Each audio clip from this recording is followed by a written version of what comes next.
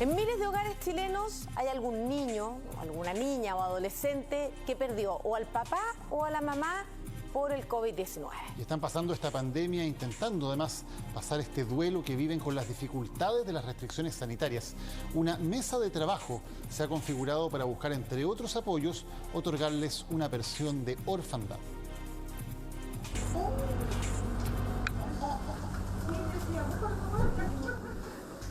Me da un poco de sentimiento, de pena, porque es como decía mi mamá, el olor se va, pero cuando uno toca las prendas como que vuelve a sentir a las personas. Carolina, con 20 años, debe lidiar a diario con la pérdida de su abuelo, quien falleció a causa del COVID. Fernando fue más que su tata, la crió desde los 5 años tras la muerte del padre de Carolina, quien padecía cáncer. La partida inesperada de su abuelo y el posterior accidentado duelo provocan constante nostalgia. Ya, ahora sí, mándale un saludo a todos. A todos. Dile lo mucho que los amáis. Y lo amo mucho. Entonces, cuando yo despierto y me dicen tu tata falleció, yo quedé, pero ¿cómo si él lleva recién 5 días en la clínica? Ya pasan los 2 días y pudimos enterrar el cuerpo, pero yo no pude ir porque yo estaba en mi cuarentena de COVID. Pero la carroza sí permitió parar afuera en la calle y que yo pudiera salir con mi hermano, que estábamos en la cuarentena, para verlo y acercarnos al ataúd. Pero nadie nos podía abrazar. Como Carolina, en Chile existen 2029 hogares donde niñas o niños han sufrido la muerte de su padre, madre o tutor.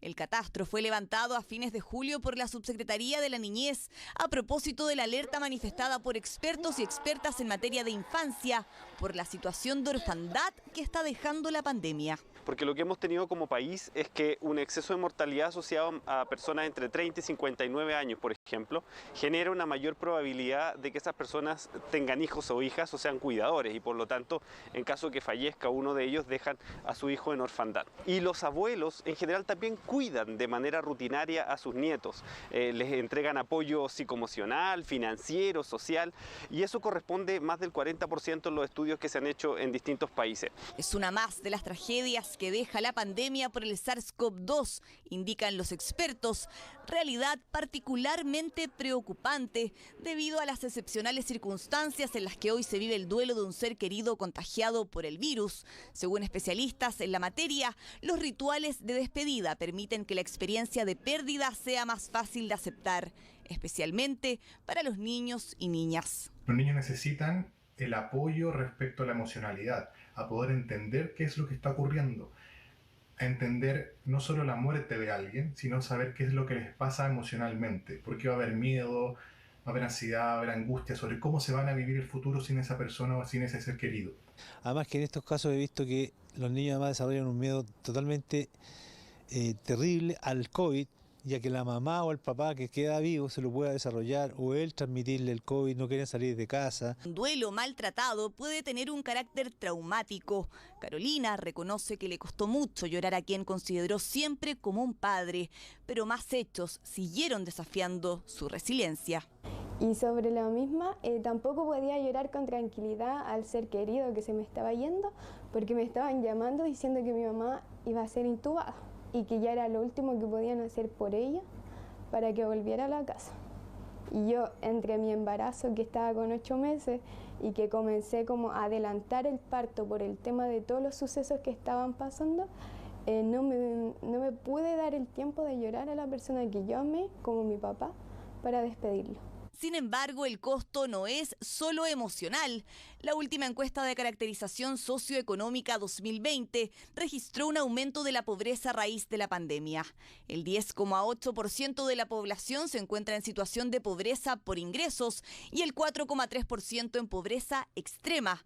Pero hasta ahora son solo cifras. ¿Quiénes son y dónde están esas niñas y niños? Es una información que nosotros solicitamos al Ministerio poder verificar, poder analizar caso a caso y determinar si es que alguna de esas familias necesita de algún soporte o apoyo distinto, de manera de que se ejecute con la máxima brevedad, porque obviamente los niños necesitan encontrarse en buenas condiciones, sobre todo si además sumamos una pérdida tan irreparable como la del papá, la mamá o aquellos cuidadores significativos. Desde la Subsecretaría de la Niñez señalan que ese trabajo ya empezó en mancomunión con el Poder Judicial, el Congreso, Defensoría de la Niñez y UNICEF. Establecimos algunos principios orientadores que tienen que ver, por ejemplo, con que los niños no sean separados de sus hermanos o que permanezcan con su familia extensa. El diputado por la región de los Lagos, Alejandro Bernales, fue uno de los primeros en advertir sobre esta problemática. El 6 de julio publicó un tuit en el que relataba el caso de 3 hermanos de 6, 12 y 14 años que quedaron huérfanos a causa del COVID-19 en Chiloé. Porque hemos visto casos en otros países donde hay algunos niños que se van con un tío, con un abuelo y otro se va, no sé, con algún cercano, incluso los separan de ciudades. Eso lo tenemos que evitar a toda costa. Tenemos que evitar también que caigan, ¿cierto?, en centros de residencia como los CENAME y también algunas ideas que han nacido, como por ejemplo algunas becas. Por eso el proyecto de resolución que se aprueba en el Congreso pide una especie de seguro por una catástrofe o una crisis sanitaria como la que hemos vivido. Y principalmente que se haga cargo de su futuro hasta que sean autovalentes. Un apoyo financiero que han solicitado sea permanente en el tiempo y que comience a entregarse a la brevedad. Para que hoy un menor reciba recursos económicos, primero se debe establecer que el padre, madre o tutor fallecido contrajo el virus en el trabajo. Recién ahí es candidato a una pensión de orfandad y seguro de invalidez. No se considera como beneficiarios a las familias de trabajadores informales, que según el Instituto Nacional de Estadísticas son más de 2 millones de personas a la fecha. Lo importante en este caso es que se diseñen políticas públicas que puedan dar cuenta del cuidado a lo largo de toda la vida que van a necesitar esos niños, que se les asegure el acceso a los servicios esenciales de salud, de educación, de apoyo psicosocial, que se les acompañe también familiarmente, porque la probabilidad de que afecte económicamente a la familia la muerte de uno de sus integrantes también es muy alta. Carolina mandó hacer este retrato para, al menos en el papel, cumplir uno de sus mayores anhelos, que su tata Fernando sostuviera a su hijo que no alcanzó a conocer. ¿Qué significa para ti? Todo. Yo el día que lo recibí pude llorar. Este dibujo yo dije es lo que yo quería. No alcancé a ver esa imagen y la puedo visualizar acá. Este domingo, en el que conmemoramos el Día Internacional de la Niñez, más niñas, niños y adolescentes en situación de orfandad debido al COVID-19 transitan por las calles o plazas del país. Ahora la tarea más urgente es conocer sus historias y, sobre todo, sus necesidades.